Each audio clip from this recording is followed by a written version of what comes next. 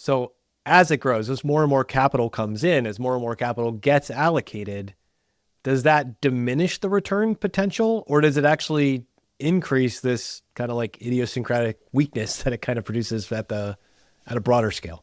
Yeah, well, I think anytime you're choosing to take on more, let's say, more folks, either whether it's an incremental investment strategy, right, the nth investment strategy, meaning like the nth indicator, let's say, or the nth asset, there's a trade-off between the goodness of that, um, and the transaction costs of running a slightly larger pool of capital, right?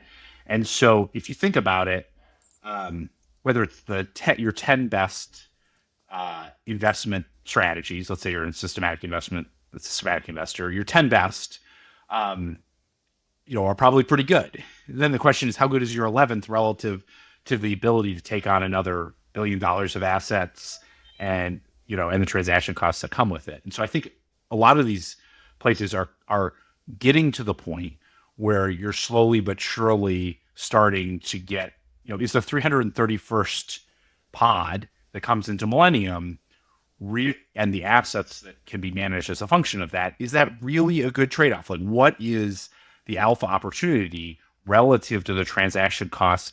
And remember, transaction costs are a penalty across the whole stack, not just a penalty on the 331st, but a penalty on all of them, because everyone has to pay incremental transaction costs. And so is it worth it to add those additional funds? And so often asset managers will look at this problem and they'll say, well, I'm creating more and more probabilistic dollar value of alpha.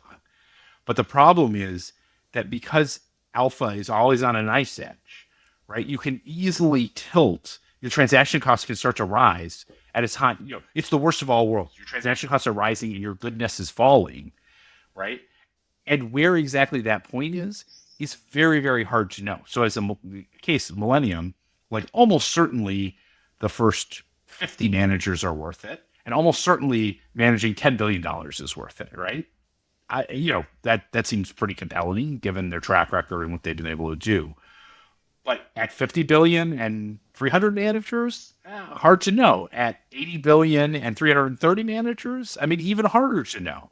And there are real consequences of that because, I think the risk is that the challenge, there's so much money that's desiring to go in that it actually can easily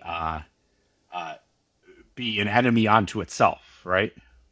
Well, as we know, when people want to throw money at something, somebody out there is usually want to say, I'll take that money. If whoever else is shutting it down, I'll take it. And am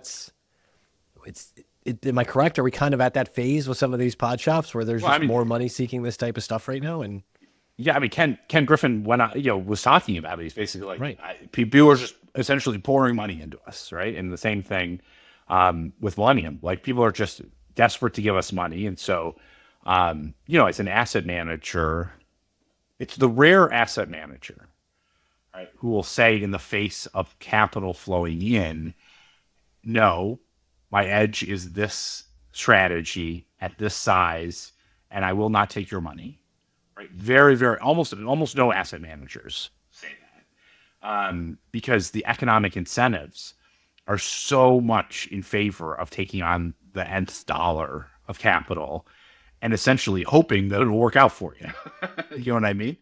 And so, I think it's and having lived through, a fund that's moved from challenging as a challenger to an incumbent, I've seen this pressure firsthand, which is, there's always a desire, and often what you'll see is whether in the pod shops it's adding new managers that may be lower standards, more green, uncertain, right, or moving into other asset management areas, or other strategies that you've never really run before.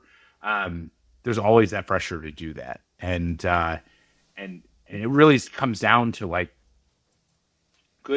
excellent asset managers know their edge, know their size, and are disciplined about just doing that. All right.